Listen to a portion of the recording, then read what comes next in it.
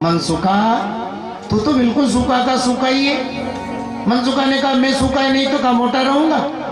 अरे दो चार गाय है, थोड़ा सा दूध होता है, वो भी राजा कंस के यहाँ टैक्स में चला जाता है। भैया यहाँ तो छाछ भी नसीब नहीं है। अब तू माखन खाता है, मिश्री खाता है, मैया बढ़िया नवनीत का भोग लगाती है, तू तो मोटा ताजा पट्टा रहेगा ही ना। अरे बोले मन सूखा चिंता मत कर, तेरे लिए व्यवस्था मैं करूंगा। सो देखो जी, बालकों का मंडल बन गया, बाल गोपाल चौर्य विद्या प्रचार मंडल। और देखो जी माखन चोरी लीला। वत्सान मुंचन क्वचित समय क्रोश संजात हासा स्तेयम स्वादधिपया कल्पिते स्तेय योगे मर्कान भोक्षन विभजति सच्चेन्याति भांडम भिनत्ति द्रव्यालाभे सागरी कुपितो या तुप क्रोश्यतो का। कभी समय के पहले बछड़े खोल देते, बछड़े दूध पी करके आनंदित थे। कभी सोना घर देख करके जाते, सारा दही दूध साफ और बर्तनों को उल्टे करके रखा दे। कभी सोना घर देख करके जाते, बर्तनों को भी फोड़ना है, हाँ दही दूध भी साफ करना है। कभी बालकों के खाने करके रुला देना। महाराज थोड़े ही समय में गोपियां परेशान हो गई, मैया के पास शिकायत लेकर जाते। अरे नंदरानी जी देखो तो सही, आपका लाडला कितना उपद्रवी। अरे सोना घर देख करके घर में घुस जाता है, कोई बात नहीं, लेकिन बर्तनों तक को फोड़ डालता है। अपनो गाँव लेव नंदरानी हम कहूँ अनत बसेंगी जाए। अरे नंदरानी जी आप आपका गांव ले लो, हम तो किसी दूसरे गांव में जाकर के रह लेंगे। रोज रोज का उलाना, रोज रोज का नुकसान, रोज रोज का उपद्रव कहां तक बर्दाश्त करें। देखो माँ माँ ही होती है। आज भी माताओं को देख लो, बेटा कितना भी बुरा कर दे लेकिन मैया बेटे के पक्ष में ही रहेगी, बेटे की पार्टी में ही रहेगी। हाँ जैसा भी है मेरा ही तो है। सो मैया भी कन्हैया का ही पक्ष लेती। अरे बहनों आप भी खूब थोड़े थोड़े दही के लिए, दूध के लिए, माखन के लिए मेरे कनवा की बुराई करती डोलती हूँ। पुत्र की बुराई मेरे कस के कलेजा माही, तो मेरो प्राण प्यारो तिहरो काह कर आयो है। तो मुँह से कहे कोटि को और काना से न कछु कहे, और जाने कैसे करके मैंने एक ही लाल जायो है। तो माखन को माट लेके द्वार पे यशोदा बैठी, और दोनों दोनों लीजो बहन और जाको जे तू खायो है। और गोद में पसारत हूँ गोरस के काज आली, और गारी मत दीजो मो गरीबनी को जायो। अरे बहनों आपका जितना जितना नुकसान करे ना, दुगना दुगना ले जाया करो। एक मटकी फोड़े दो ले जाओ, एक मटकी माखन खाए दो मटकी ले जाओ, लेकिन मेरे कनवा की बुराई मत किया करो। देखो जी भगवान की माखन चोरी लीला अपने आप में दिव्य है। ये ब्रज गोपियों का प्रेम है जो भगवान उनके माखन को चुरा रहे हैं। अन्यथा आप ही विचार करो, भगवान दही दूध माखन के भूखे हैं क्या? अरे भाव का मैं भूखा हूँ, भाव ही बस सार है, और भाव से मुझको भजो तो भव से बेड़ा पार। भगवान तो भाव के भूखे, लेकिन कैसा अद्भुत प्रेम है व्रज गोपियों का। उनके प्रेम में बंध करके भगवान माखन चोरी कर रहे हैं, नाच रहे हैं। माखन तो छोड़ो, छाछ तक के लिए। इसलिए तो रसखान ने कितनी बढ़िया बात रखी। शेष महेश गणेश दिनेश सुरेश हो जाई निरंतर ध्यावे, जाही अनादि अनंत अखंड अछेद अभेद बतावे। नारद सो सुख व्यास रटे, पचिहारे तो पुनि पार न पावे। और ताही यही की छोहरिया, ताही यही की छोहरिया छचिया भर छाछ पे नाच नचा। बड़े बड़े देवता, बड़े बड़े ऋषि मुनि, शेष, महेश, गणेश, दिनेश, जिनका पार नहीं पाते हैं, वो नारायण थोड़ी सी छाछ के लिए व्रज गोपियों के आंगन में नाच रहे हैं, माखन चोरी कर रहे हैं। बोलिए माखन चोर भगवान की जय हो।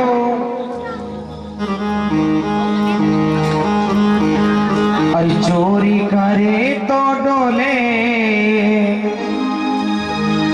चोरी करे तो चोरी करे तो डोले, जामे उसे सुधा ना बोले। चोरी करे तोरी डोले, जामे उसे सुधा ना बोले। चोरी करे तो डोले, जामे उसे सुधा ना बोले। सुधा ना बोले उसे, सुधा ना बोले, सुधा ना बोले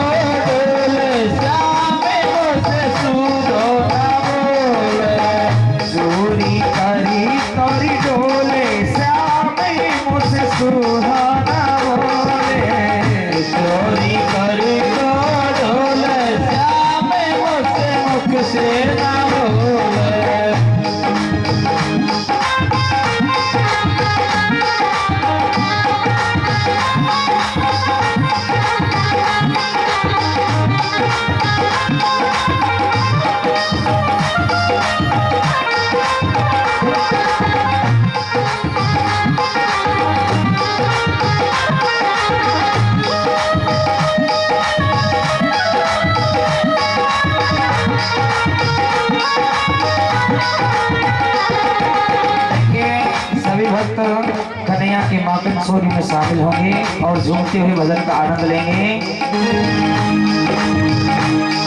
अरे मेरी भाई मटुकिया ले गयो काना बंसी वारो, सभी झूमते हुए। और मेरी भारी मटुकिया ले गयो काना बंसी वारो, मेरी भारी मटुकिया ले गयो काना बंसी वारो।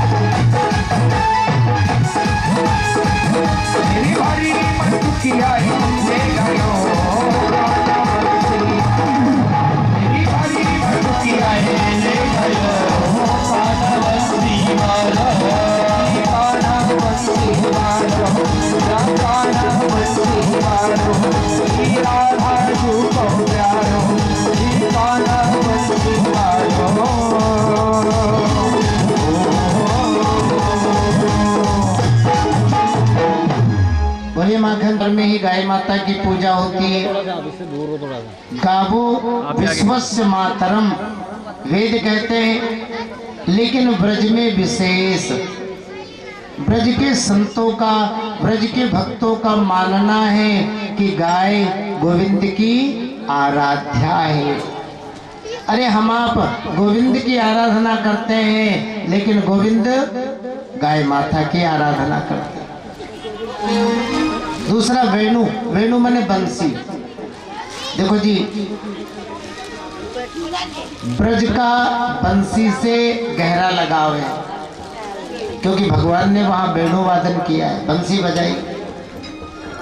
आज भी जब घूमने के लिए आप जाते हैं तो अक्सर बंसी आए हैं, चलो एक तो खरीद ही ले, इसलिए वेणु। और तीसरे में रेणु, रेणु मने रज। अन्य तीर्थों में जल का महत्व है, लेकिन ब्रज भूमि में रज का महत्व। या व्रज रज तेवन कहूँ दुर्लभ, या ते मुक्ति की मुक्ति हो जाए। महाराज व्रज रज देवताओं के लिए भी दुर्लभ है, और सुनो मुक्ति को भी मुक्ति मिलती है ना, तो व्रज रज से। हमारे संत इसलिए तो कहते हैं, वृंदावन के गेल में मुक्ति पड़ी बिल खाए, मुक्ति कहे गोपाल सो, मेरी मुक्ति बताओ। वृंदावन के रास्ते में मुक्ति देवी पड़ी है, विलख रही है, रो रही है, गोपाल जी से प्रार्थना कर रही है, मेरी मुक्ति कैसे हो। देखो भगवान ने कितनी बढ़िया बात कही, पड़ी रहो इस गेल में साधु संत चली आए, और उड़ उड़ रज मस्तक परे, तो सहज मुक्ति हो जाए। बोले देवी रास्ते में पड़ी रहो, ये रज साधारण रज नहीं है, संतों की रज है, हरिभक्तों की रज है, और ये जब तुम्हारे ऊपर गिरेगी ना, तो तुम्हारी भी मुक्ति हो जाएगी। तो मुक्ति को भी मुक्ति मिलती है व्रज रज से। आज भी गोकुल रमन रेती आप जाते ही हो, लोग लेटते हैं, ब्रज रस को खाते हैं, कितना अद्भुत बात। बाल कृष्ण रमन रेती में बालकों के साथ खेल रहे, एकाएक ब्रजभूमि के महत्व का स्मरण आया। देखो तो सही, ये ब्रजभूमि कितनी धन्य है। बड़े बड़े देवता गोप ग्वाल बन करके रह रहे हैं, स्वर्ग की देवियां गोपी बन करके बैठी है, बड़े बड़े महात्मा पशु पक्षी बन करके डोल रहे हैं। और सुनो, आज तो यमुना किनारे के वृक्ष भी साधारण नहीं है। योगी लोग मेरी लीला का आनंद लेने के लिए वृक्ष पर, इसलिए तो संत कहते हैं, वृंदावन के वृक्ष को और मर्म न जाने को, तो डाल डाल और पात पे तो राधे राधे। जहां बाल कृष्ण को ब्रजभूमि के महत्व का स्मरण आया, सो धीरे से मिट्टी उठाकर खाने लगे। किसी साथी ने देख लिया, आवाज लगाई, अरे मैया कड़वा मिट्टी खा रहा है। मैया दौड़ी दौड़ी आ गई, चल कहीं के मिट्टी खा रहा है। कन्हैया मुंह बंद कर लिए, नहीं तो ना हम भक्षित्वा नंब सर्वे मिथ्या विसंसना। मैया मैं मिट्टी नहीं खा रहा हूँ, झूठ बोल रहा है, तेरे सब साथी कह रहे हैं कड़वा मिट्टी खा रहा है। अरे मैया ये तो सब झूठ बोलते हैं। मैया ने कहा, वाह ये सब झूठ बोलते हैं, तू ही साचा हरिश्चंद्र है। कन्हैया ने कहा, मैया आपको मेरी बात पर तो विश्वास ही नहीं। यदि सत्य गिरस्तर ही समक्षम पश्चिमे मुखम। मैया आपको मेरी बात पर विश्वास नहीं है, तो चलो मेरा मुंह देख लो। अब महाराज मैया ने मुंह खुलवाया और लाला ने मुंह खोला। अनेकानेक सूर्य, अनेकानेक चंद्रमा, अनेकानेक पहाड़, अनेकानेक नदियां, बड़ा अद्भुत रूप दिख रावा माता ही निज, अद्भुत रूप अखंड, तो रोम रोम प्रति लागे कोटि कोटि ब्रह्मांड। भगवान ने कृपा करके मैया को अपने मुख में अपने विराट ब्रह्मांड स्वरूप का दर्शन करा। मैया घबरा गई, हे भगवान इसके मुंह में तो जाने क्या भला है। सो आंखें बंद कर ली और कन्हैया ने मुख बंद कर लिया। देखो जी, इस लीला के माध्यम से भगवान ने मैया पर कृपा की ना। हमारे संत इसलिए तो कहते हैं, माता को ब्रह्मांड दिखाने माटी खा गयो सावरी। भगवान ने अपनी मैया पर जो है कृपा की। राजा परीक्षित ने निवेदन किया, सुखदेव जी मैया यशोदा ने और नंद बाबा ने ऐसा कौन सा पुण्य किया है जो वह परमात्मा उनके आंगन में बालक बनकर के खेल रहा है और ऐसी सुंदर सुंदर लीलाएं कर रहा है। सुखदेव जी ने कहा, परीक्षित जो नंद बाबा थे ना, ये पिछले जन्म में सबसे बड़े वसु थे द्रोण। देखो अपने यहाँ 8 वसु है, द्रोण, प्राण, ध्रुव, अर्क, नाना प्रकार के फिर वसु, विभा वसु। सबसे छोटे वसु के अवतार थे कौन? विश्व पितामह विभा वसु। और सबसे बड़े वसु कौन है? द्रोण। और इनकी पत्नी कौन थी? धरा देवी। द्रोण और धरा दोनों ने भगवान नारायण को प्रसन्न करने के लिए बड़ी भारी तपस्या की थी। इनकी तपस्या से भगवान नारायण प्रसन्न हो गए। प्रसन्न होकर के वरदान मांगने के लिए कहा, जी जो अच्छा लगे मांगो। इन्होंने वरदान मांगा, हे नारायण हम आपकी बाल लीलाओं को हमारे आंगन में देखना चाहते हैं।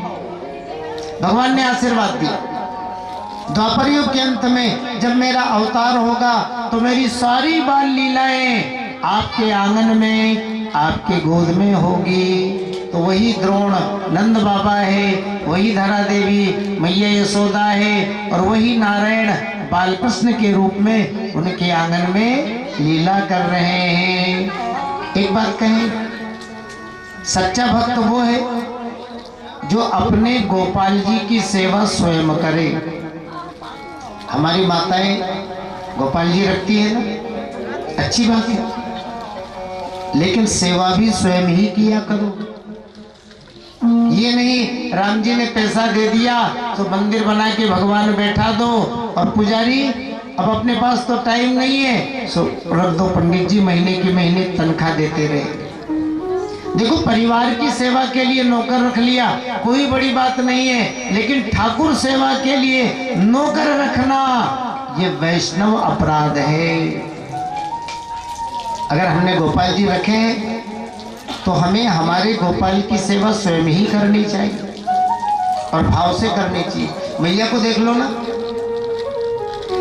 कन्हैया की सारी सेवा बुढ़ापे में भी स्वयं ही। अब देखो जी, इतनी सारी गायें हैं, कौन दुहेगा दूध? मैया की इतनी हिम्मत है क्या? अरे गोपियां दूधती रहेगी, लेकिन कन्हैया के पीने के लिए श्यामा गाय का दूध दोहना है, पद्मा गाय का दूध दोहना है, तो मैया खुद दूध दुहेगी। अब इतना दूध कौन गर्म करेगा? लगी रहेगी गोपियां, करती रहो अपना जो कुछ करना है, लेकिन कन्हैया के पीने के लिए अगर दूध गर्म करना है तो मैया अपने हाथों से। अब इतना दूध है, दही कौन मथेगा? ये तो घंटों तक का काम है। हाँ गोपियां करती रहेगी, लेकिन अगर लाला के लिए नवनीत तैयार करना है तो मैया स्वयं दही मथेगी। सुखदेव जी ने कहा ना, एकदा गृहदासीसु यशोदानंद गेहनि कर्मांतरणयुक्तासु निर्ममंथ स्वयं दधि। एक बार मैया ने गोपियों को गृह कार्य में लगाया और लाला के लिए नवनीत तैयार करना है तो स्वयं दही मथ रही। अब दही मथने में मैया लगी है, कन्हैया खेलने में लगे हैं। भूख लगाई, दौड़े दौड़े आए, मैया भूख लगी है। मैया ने दही मथना बंद किया, लाला को उठाया, चूल्हे के पास आकर बैठ गई। श्यामा गाय का, पद्मा गाय का दूध लाला के पीने के लिए ही चूल्हे पर गर्म हो रहा है। कन्हैया मैया की गोद में बैठे हैं, माता जी का दूध जो है पी रहे हैं, दुग्ध पान कर रहे हैं।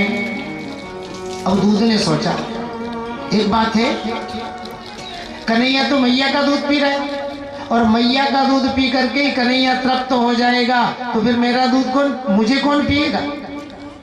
अरे मैं भी तो कन्हैया के लिए ही हूँ, सो उस दूध में उफान आया। देखो भक्त भक्त के भाव को समझता है। जो ही दूध में उफान आया, मैया ने अतृप्त स्थिति में कन्हैया को नीचे उतारा, दूध को संभाला, सोचा थोड़ा ठंडा हो जाए फिर मैं कनवा को दूध पिलाऊंगी।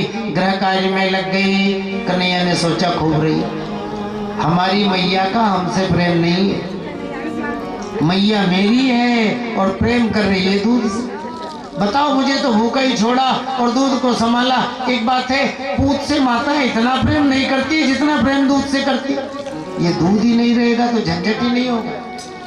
हाँ, मैया गृह कार्य में लगी है। धीरे से कन्हैया ने सारे बर्तनों को ही फोड़ डाला, महल में चारों तरफ दही दूध फैला दिया। मैया ने बिल्ली के भय से माखन को सीके पर टांग करके रखा था। कन्हैया ऊपर चढ़ गए और सीके पर रखे हुए माखन को भी है ना निकाल निकाल कर बंदरों को फेंक रहे हैं। सारे नंद महल में बंदर आनंद ले रहे हैं। एक बात सुनो, ठाकुर जी कोई भी लीला करे, भैया भक्तों की तो चकाचकी रहती है। हाँ, ये जाने और इनकी लीला जाने, अपना तो चकाचक का काम है।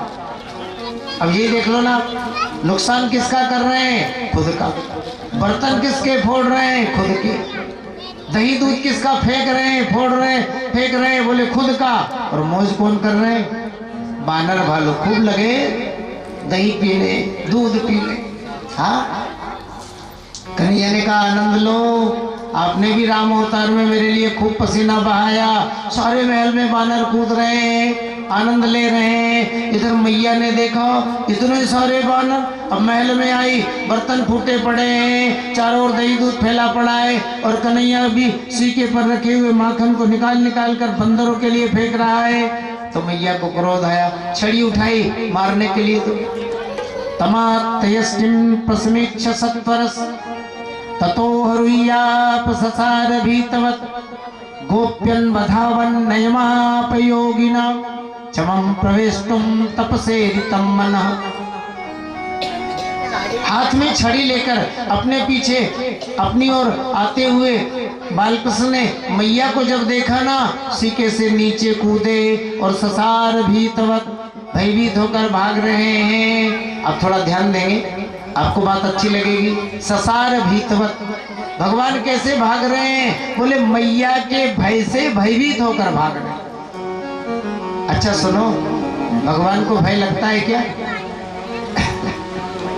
भगवान को भी भय लगता है क्या? बिल्कुल नहीं। जासु त्रास डर कहूँ डर होई, तो भजन प्रभाव दिखावत सो। अरे डर को भी यदि डर लगता है, भय को भी यदि भय लगता है, तो भगवान का, लेकिन वही भगवान आज भक्त माता का कितना सम्मान कर रहे हैं। ससार भीतवत, भयभीत होकर भाग रहे हैं। आगे आगे कन्हैया, पीछे पीछे मैया। अब कहाँ तक पीछा करेगी? लाला ठहर जाओ। कन्हैया ने कहा मैया कैसे ठहर जाऊं, हाथ में छड़ी लेके तो आ रही हो। नहीं बेटा, मैं तुम्हारी पिटाई नहीं करूंगी। कन्हैया ने कहा मैया छड़ी को दूर फेंक दो। मैया ने देखा मेरा लाला छड़ी से डर रहा है, तो छड़ी को दूर फेंक दिया। अब कन्हैया पकड़ में आ गए। जब तक मैया के हाथ में छड़ी रही ना, कन्हैया पकड़ में नहीं आए। जब मैया ने छड़ी को फेंक दिया तो कन्हैया पकड़ में आ गए। ये छड़ी क्या है? अहंकार। ध्यान दीजिए, हम आप भी कन्हैया के पीछे ही तो दौड़ रहे हैं, लेकिन ध्यान रखिए अभिमान रूपी छड़ी को लेकर दौड़ रहे हैं। और जब तक हमारे आपके हाथ में ये अभिमान रूपी छड़ी है, तब तक अपन कितना ही कन्हैया के पीछे दौड़ते रहे, ये कन्हैया पकड़ में आने वाला नहीं। देखो, गोविंद को पकड़ना है तो अभिमान रूपी छड़ी को दूर फेंक दो। मैया ने छड़ी को दूर फेंक दिया, बालकृष्ण पकड़ में आ गए। अब महल में ले आई। अब बांधने का उद्योग, दासियां रस्सी लेकर आ गई। मैया कन्हैया को साधारण बालक समझकर बांधने लगे। बड़ी विचित्र घटना घटी जी। रस्सी 2 अंगुल छोटी, अब वो रस्सी बुलवाई, जोड़कर एक लंबी रस्सी तैयार, अब बांधने लगी, फिर रस्सी 2 अंगुल छोटी। यदा आसीत् तदपि नूनम तेन न्यादपि संदधे तदपि 2 अंगुलम नूनम यद यदा दत्त बांधन। अरे घर में रस्सी की कमी आ गई, आस पड़ोस से रस्सियां आ गई, कई रस्सियों की एक रस्सी तैयार, लेकिन बांधने लगी, फिर रस्सी 2 अंगुल छोटी। अच्छा सुनो, ये रस्सी 2 अंगुल छोटी क्यों पड़ रही? हमारे संत कहते हैं ईश्वर और जीव के बीच में 2 ही अंगुल की दूरी है, माया। देखो हम में और भगवान में माया का ही तो पर्दा है ना। ओ भय बीच सी सोहति कैसे, तो ब्रह्म जीव बिच माया जैसे। माया 2 अक्षर है ना, इसलिए रस्सी 2 अंगुल छोटी पड़ रही।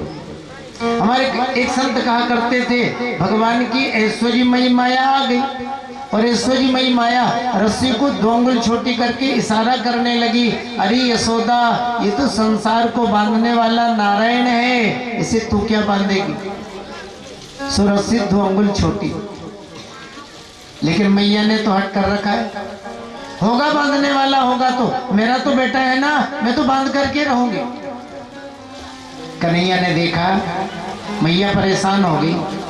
सुमातु श्रृन्न गात्राय विस्रता कवरस्रजा दृष्ट्वा परिश्रमं कृष्ण कृपयासीत् स्वबान्धने।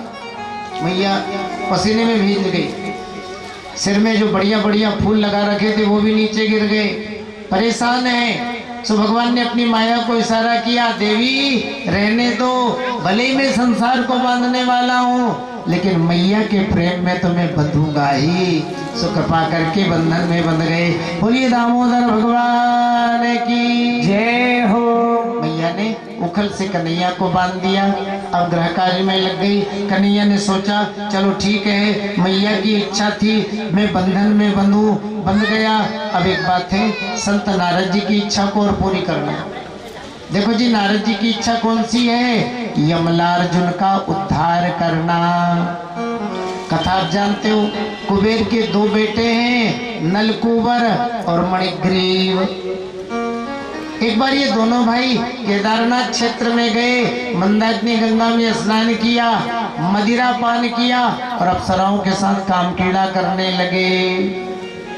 एक बात कहें, भगवान धन देता है ना तो धर्म करने के लिए देता है। आज के युग में पैसे की कमी नहीं, लेकिन उन लोगों के धन को धन्य है जिनका पैसा परमार्थ में, सेवा में, सत्कर्म में खर्च होता हो, अन्यथा बुरा मत मानना। धनवानों की संतानें विचित्र होती। शराब तो छोटी बात हो गई, अरे ड्रग्स पीती है। किसी गरीब ने 200 का 500 का नोट कभी देखा या नहीं देखा, लेकिन धनवान की संतानें 200 500 के नोटों पर रख करके जो है ड्रग्स पीती। भैया धन को अच्छे काम में लगाओ।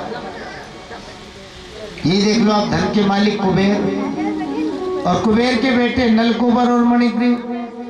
भगवान शिव के तीर्थ क्षेत्र की मर्यादा को नष्ट कर, कुबेर भगवान भोलेनाथ के भक्त हैं और बेटे भगवान शिव के तीर्थ की मर्यादा को नष्ट करने में लगे। हमारे संत इसलिए तो कहते हैं धनवान लोग धन के नशे में अंधे होकर तीर्थों की मर्यादाओं को नष्ट करने में भी कोई कसर नहीं रखेंगे। बुरा मत मानना, गांव वाले धन्य हैं, पैसा नहीं होता है तो दूसरे से कर्जा करते हैं और बेचारे तीर्थ यात्रा करके आते हैं। तीर्थों में कभी भी जाओ, तीर्थ यात्री बन करके जाओ, मौज मस्ती का भाव लेकर, पिकनिक मनाने का भाव लेकर के तीर्थ में मत जाओ जी। शास्त्र कहते हैं अन्य क्षेत्रे कृतम पापम तीर्थ क्षेत्रे विनश्यति और तीर्थ क्षेत्रे कृतम पापम वज्रलेखो भविष्यति। अन्य क्षेत्र में हमसे कोई पाप बनेगा और हम तीर्थ क्षेत्र में जाएंगे तो वो नष्ट हो जाएगा, लेकिन तीर्थ क्षेत्र में रह करके पाप करना ये बुरी बात है। अब दोनों भाई भगवान शिव के तीर्थ की मर्यादा नष्ट कर रहे, सो संत नारद जी ने इनको वृक्ष होने का श्राप दे दिया। अब ये दोनों भाई नारद जी के श्राप से गोकुल यमुना किनारे यमलार्जुन के वृक्ष बने हैं, प्रतीक्षा कर रहे हैं कब मंगलमयी घड़ी आए और कब हमारा कल्याण हो।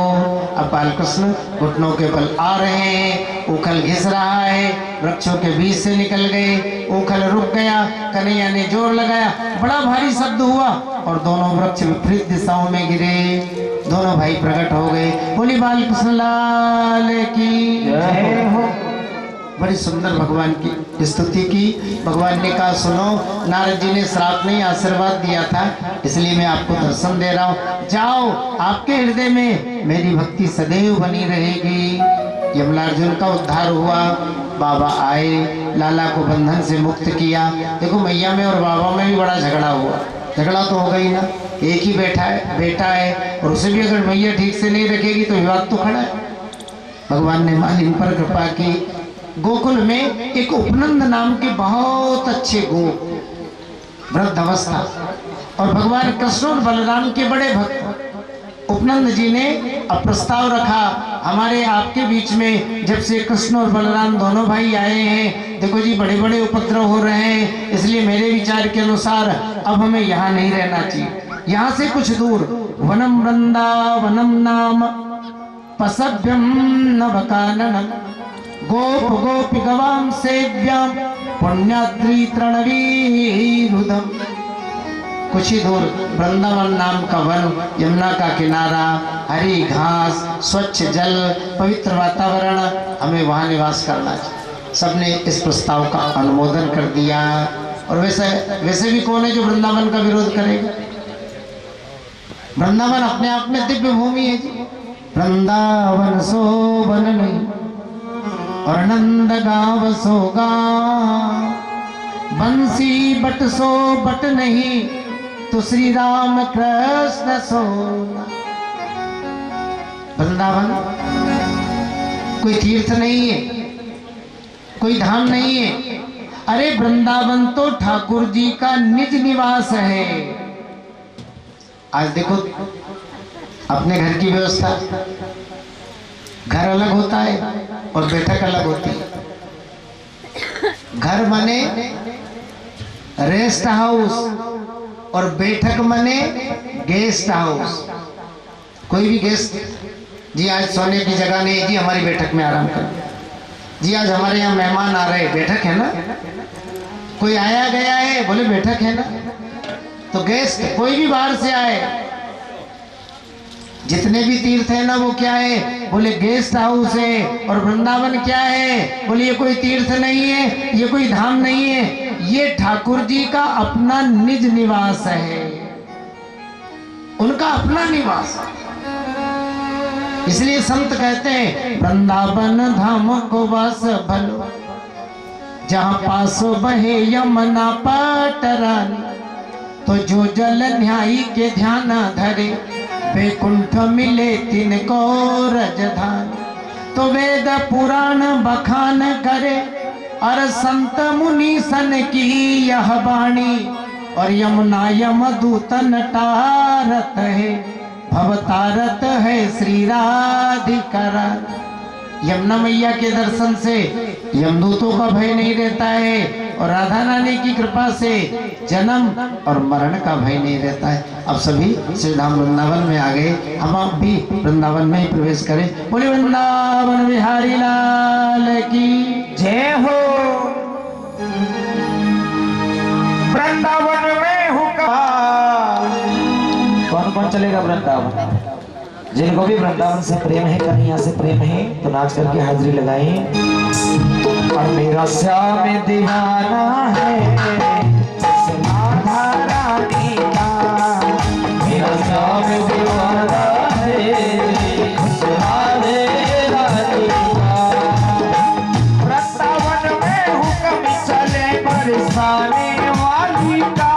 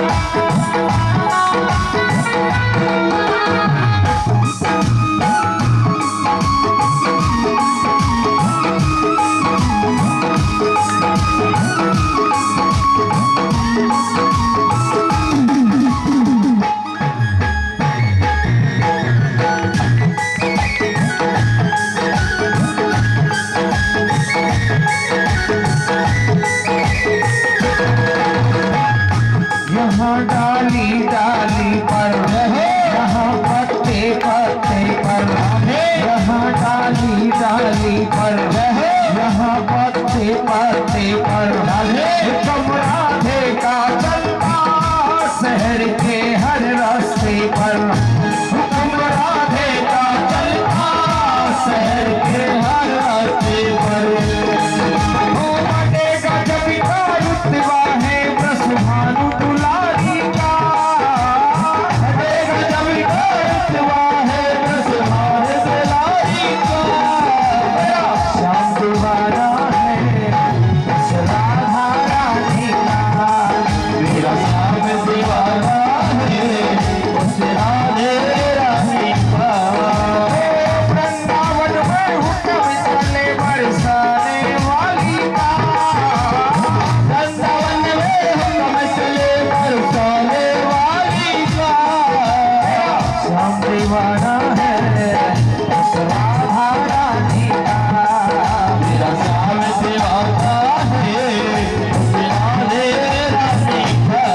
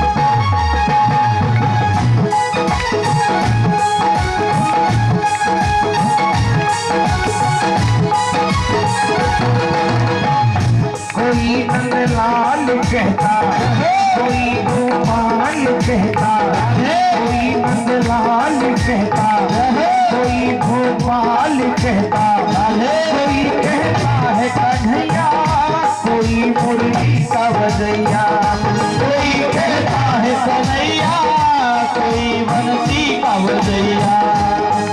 अरे नाम बदल के रख डाला उस कृष्ण मुरारी का, नाम बदल के रख डाला उस कृष्ण मुरारी का।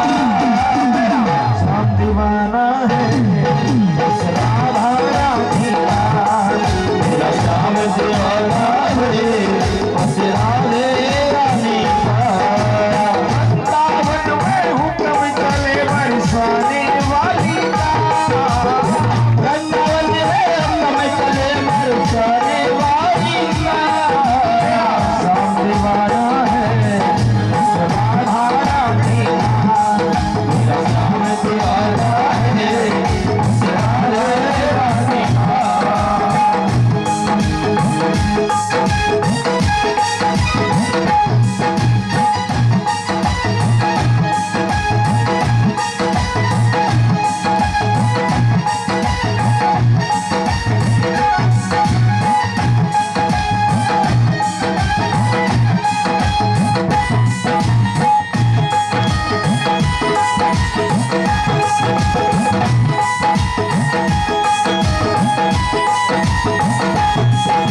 एक बार सभी भक्त ताली बजाते हुए, और मेरा श्याम दीवाना है राधे रानी का, मेरा श्याम दीवाना है राधे रानी का।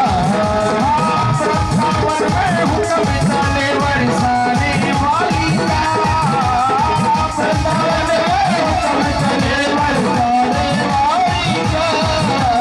श्याम दीवाना है राधे रानी का, मेरा श्याम दीवाना है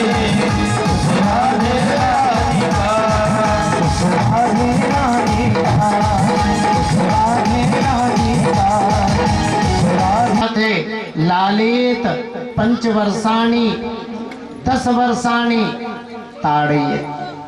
5 वर्ष तक तो आपको अपने बेटे बेटी से जितना भी प्रेम करना है ना, प्रेम करो, लाड़ करो, दुलार करो। लेकिन 5 से लगा करके और 10 वर्ष तक ताड़ना दो, मतलब शिक्षा दो, संस्कार दो। 5 वर्ष तक बेटे बेटी से दुलार करो और 5 से लगाकर 15, 10 वर्षानी ताड़येत। ताड़ने का अर्थ डंडा मारना नहीं है, ताड़ना माने अच्छी शिक्षा देना, अच्छे संस्कार देना। और सुनो, जब बेटा 16 साल का हो जाए ना तो पुत्र मित्र मिवाचरेत, है ना, पुत्र मित्र मिवाचरेत। बेटे से मित्र की तरह व्यवहार करो, क्योंकि 16 वर्ष का होने के बाद फिर उस पर जो है जोर नहीं चलेगा। तो देखो जी, कन्हैया 5 वर्ष के हुए, वृंदावन में आ गए, अर्थात बच्चों में अच्छे संस्कार देना है तो आप 5 वर्ष से प्रारंभ करो। अच्छा, भगवान वृंदावन में काहे को आए हैं? अरे भाई, भगवान का अवतार तो महाराज वसुदेव जी क्या हुआ ना मथुरा में, फिर वो नंद बाबा के महल में क्यों आए हैं? कंस के डर से आए हैं? बोले बिल्कुल नहीं। अरे भगवान अब महाराज वसुदेव जी के राजमहलों को छोड़ करके एक गोप के घर में जो आए हैं ना, वो गो सेवा करने के लिए आए। क्योंकि राजमहलों में रह करके गो सेवा उन्मुक्त भाव से नहीं की जा सकती है, एक ग्वाल बनकर नहीं की जा सकती है। तो सुनो, कंस के भय से ठाकुर जी नंद महल में नहीं आए, गो सेवा करने के लिए आए। इसलिए 5 वर्ष के होते ही मैया से आग्रह करने लगे, मैया मैं बहुत बड़ा हो गया हूँ, गाय चराने के लिए जाऊंगा। अब देखो, माँ बाप अपने बेटे को काम पर भेजना चाहते हैं क्या? बिल्कुल नहीं चाहते। मैया बात टालती, बेटा अभी तो बहुत छोटा है, जब बड़ा हो जाएगा तब मैं पंडित जी को बुलाऊंगी, बढ़िया मुहूर्त पूछूंगी, फिर तुम्हें गाय चराने के काम में लगाऊंगी। लेकिन आज तो ठाकुर जी की इच्छा है ना, तो सुनो, पंडित जी भी सांडिल्य मुनि बिना बुलाए और मैया और कन्हैया की बात को सुन लिया, समझ गए अरे गोविंद की इच्छा ही गाय चराने की है, इससे बड़ा मुहूर्त और क्या होगा। मैया आज का मुहूर्त और ये समय सबसे उत्तम है। अब लो, पंडित जी भी आ गए बिना दक्षिणा के और बिना पूछे मुहूर्त भी बता दिया। अब मैया कैसे रोकेगी? सो देखो, बछड़े चराने के कार्य में मैया ने और बाबा ने, है ना, दाऊ भैया के साथ बालकृष्ण को लगा दिया। लाला बछड़े चराने लगे। बछड़े चराते हुए अब मुख्य बातें ही, क्योंकि कथा समय के देश काल के अनुसार यमुना किनारे भगवान ने 2 दैत्यों का उद्धार किया। पहले वत्सासुर, एक वत्सासुर नाम का दैत्य कंस की प्रेरणा से गया, बछड़े का रूप बना करके मौका देख रहा था, सो कन्हैया ने ठिकाने लगाया। और दूसरा बकासुर, ये पूतना का छोटा भाई है, बकुला बन करके गया और भगवान ने इसे मारा। यमुना किनारे भगवान ने 2 दैत्यों का उद्धार किया, वत्सासुर और बकासुर। वत्सासुर माने अज्ञान और बकासुर मने दंभ और यमुना मने भगवान की भक्ति। ध्यान दीजिए, ये काम की बात है। भगवान की भक्ति करना है तो 2 चीजों का त्याग करना पड़ेगा, एक अज्ञान का और दूसरा दंभ का। अज्ञान क्या है जी?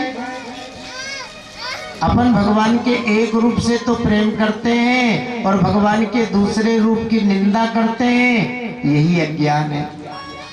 परमात्मा एक है और उसके नाम और रूप अनेक है। लेकिन आप भक्तों को देखो, भजन साधन तो कम करेंगे और विवाद ज्यादा करेंगे। निर्गुण ब्रह्म के जो उपासक है ना, वो सगुण ब्रह्म की निंदा करते हैं। पाहन पूजे हरि मिले तो मैं पूजू पहाड़। अरे कोई जरूरत नहीं कि आप पूजो, आप भगवान के जिस रूप का भजन कर रहे हैं करो। काट छाट करने से क्या मिलेगा? निर्गुण ब्रह्म भी वही है और सगुण ब्रह्म भी वही। और सगुण ब्रह्म के जो उपासक है ना, वो निर्गुण की बुराई कर देते हैं। तुलसी अलखई का लखे, राम नाम जप नीच। अब बताओ, देखो भैया सीधी बात, परमात्मा एक है, चाहे हम सगुण रूप से माने तो भी उसे ही प्राप्त करेंगे, और निर्गुण रूप से माने तो भी हम उसे ही प्राप्त करेंगे। भक्ति में अज्ञान नहीं होना चाहिए, भक्ति में दिखावा नहीं होना चाहिए। जो अज्ञान का और लोक दिखावे का त्याग कर देता है, सच्चे अर्थ में वही भगवान की भक्ति कर पाता है। अब तीसरे में बालकृष्ण ने एक अघासुर नाम के दैत्य को, अजगर के रूप में था, ये भी मौका देख रहा था कब कन्हैया चक्कर में आए और पूरा ही निकल जाऊं। ये पूतना का बड़ा भाई, इसे मारा। 1 वर्ष बाद पता लगा वृंदावन में कि आज तो कन्हैया ने बहुत बड़े अजगर को मारा। राजा परीक्षित ने कहा 1 वर्ष बाद क्यों? सुखदेव जी ने कहा इसलिए कि इसी लीला में अब ब्रह्मा जी को मोह हो गए। अगासुर का उद्धार करके भगवान यमुना किनारे आए, बछड़ों को जल पिलाया, हरी हरी घास में चरने के लिए छोड़ दिया। अब सब ग्वाल बाल गोलाकार पंक्ति लगाकर बैठे, अपने अपने घर से जो भोजन लेकर के गए आराम से जीव रहे। सूरदास जी का अपना भाव है, ग्वालन करते कोर छुड़ावत, झूठो लेत सबिन के मुख ते, अपने मुख ले नावत, ग्वालन करते कोर छुड़ा। बाल कृष्ण ग्वाल बालों के हाथों से उनका झूठा भोजन छीन कर खाने लगे।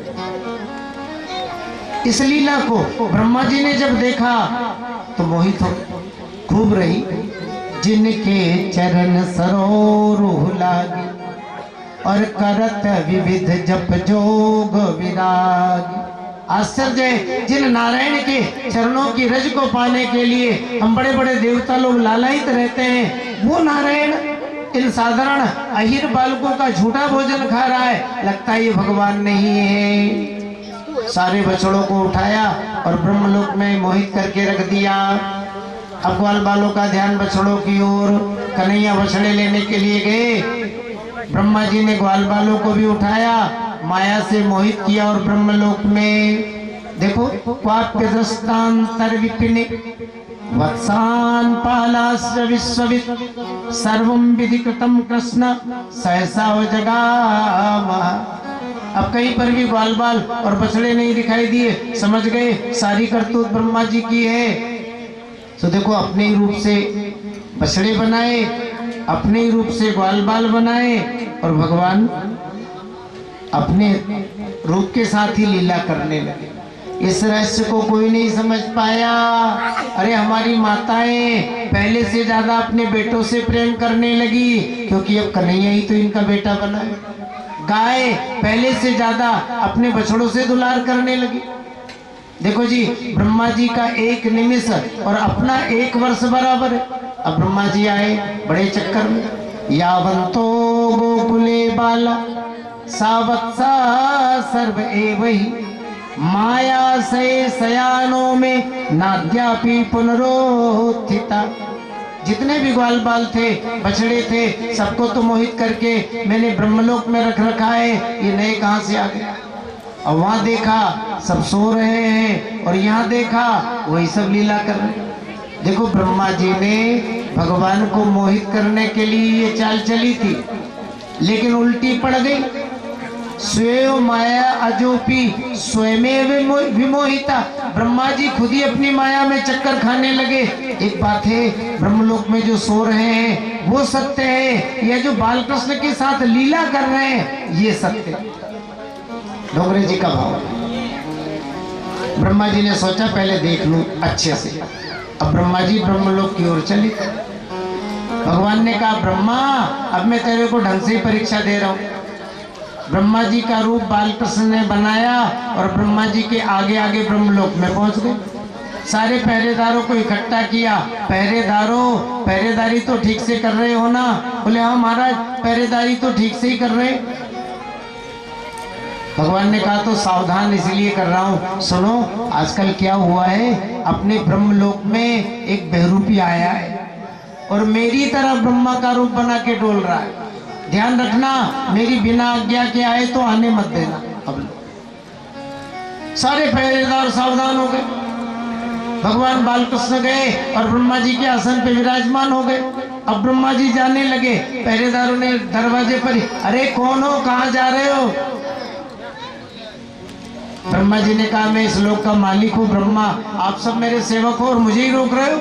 पहरेदारों ने डंडा उठाया, चल कहीं के बहरूपी है, तू ब्रह्मा है? हमारे ब्रह्मा जी तो अंदर बैठे। ब्रह्मा जी ने सिर ठोका, खूब रही, ये नया कौन आके बैठ गया, मेरी ही ब्रह्मलोक से रसीद कटवा दी। अब बाहर से ही देखा तो बालकृष्ण, बोली बालकृष्ण लाल की जय हो। थोड़े थोड़े यमुना किनारे आए, बालकृष्ण के चरणों में लिपट गए। हे गोविंद, मेरे अपराध को क्षमा करो, मुझे सत्य का बोध कराओ। भगवान ने अपनी माया का हरण कर लिया। सारे ग्वाल बाल और बछड़े ब्रह्मा जी को नारायण रूप में दिखाई दिए। अब एक एक करके भगवान में विलीन हो गए। ब्रह्मा जी सबको लेकर आए और जो है भगवान से भक्ति का वरदान मांगा। ब्रह्मा जी पर भगवान ने कृपा की। अब जो है 7 वर्ष के, 6ठे वर्ष के जो है हो चुके हैं। सो बाबा ने गोप ग्वालों से अनुमति ली और कन्हैया को पदोन्नत कर दिया, गोपाल बना दिया। 1 वर्ष तक 5 से 6 बछड़े चराए। अब 7वें वर्ष में प्रवेश होते ही गोपाल, है ना, भगवान जो है गाय चरा रहे हैं। बलराम जी ने प्रलंबासुर, एक बात कही, खर मने गधा। राम जी ने पंचवटी में किसको मारा था? बोले खर, दूषण और त्रिसरा मारा था ना। अब एक बात बताओ, गधा को मारने में अच्छा लगता है क्या? सो लक्ष्मण जी ने राम जी से कहा भैया वो गधा है, उसका सिर गधे का है, खर, नामी खर, आप मारोगे तो अच्छा नहीं लगेगा, इसलिए आप मैया सीता के पास या गुफा में बैठो और मैं तीनों को ही निपटा के आ जाऊंगा। राम जी ने कहा तुम सीता के पास रहो, मैं निपटा देता हूँ। लक्ष्मण जी ने कहा नहीं नहीं, मेरा मन हो रहा है खर को मारने का।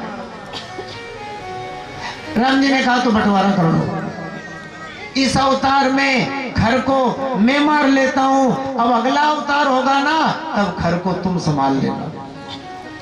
तो ये धेनुकासुर वन में रहता गधों के साथ बड़ा उपद्रव मचाया। सो बलराम जी ने इसे ठिकाने लगाए। बलराम जी ने जो है वो धेनुकासुर को मारा, बलराम जी ने प्रलंबासुर को मारा और बालकृष्ण ने कालिया नाग का जो उद्धार किया।